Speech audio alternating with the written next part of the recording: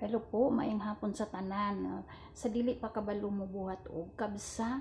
So naatay ipakita sa inyo na mga sagol, mauni ang mga sagol sa kabsa sa gusto diha magluto og chicken kabsa, manok ba or karniro, kitawag sa Arabic na laham. Pareho ra na siya og ingredients pero nagkaiba lang ang sagol, karni or manok. So mauni siya guys. Una, mauni siya magic sarap, dried lemon, at saka cardamom o kaning cloves. Ayan, marag palito, mauna siya. Unya hell ni siya sa Arabic, itawag ni siya hell. Unya kini siya na bay leaves at saka cinnamon. Gamay lang siya ang ato isagol.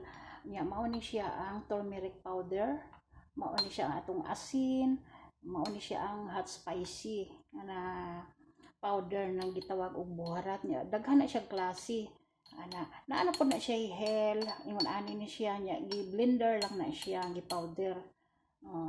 So siyempre butangan nato siya og oil na atay tomato paste. Ipatalikod lang nako ang marka kay bawal kay Lolomets. Tapos mao nang atong kamatis, ahos ug sibuyas bombay. Mao ni siya ang dried lemon. Mao na siya atong ibutang. Syempre natay bugas na sample lang na ha. Isa lang na siya kabaso akong ibutang diha. Sample lang na nagdepende sa atong kadaghanon og luto. So una i-blender nato ang kamatis, isagol nato ang tomato paste. Anya mao na siya i-blender na siya. So siyempre pagbutang nato mantika, unahon ang atong bawang at saka ahos o kining sibuyas bombay, gisahon na siya. Tapos ilunod nimo ni siya ang tomato paste at atong i-blender nimong kamatis. Tapos ilunod nato ang manok or katong laham. Na dili usa siya sa bawan, hulaton na mahubas ang tubig sa manok or karne man ang atong gisagol. So bago nato isagol na ni siya tanan, isunod na siya, isabay-sabay na siya, dunganon na siya og lunod ng iyahang sangkap. So pagkaluto na sa manok, habwaon to siya, ilahi to siya, i-separate, ibutang sa tray unya ibutang sa oven. Tapos ang bugas na huluman ni siya, so ilunod ang bugas pagkaluto na sa manok. So mag-color yellow na siya tungod sa turmeric powder. Siya.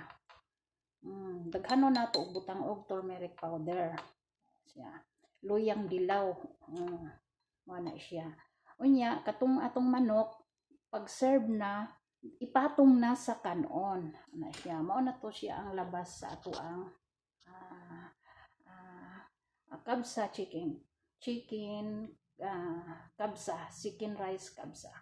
Okay, mao lang na hinaot nga naamoy gamay nahibaw-an sa atong tutorial nga sa bahin sa pagluto og kabsa ug mao ni ang iyang mga ingredients. Ayan, naapay kulang diha, actually naapay kulang diha katong gitawag kusbara, katong lingin na siya na puti, brown na puti. Ayan siya. Mao lang na, daghang salamat.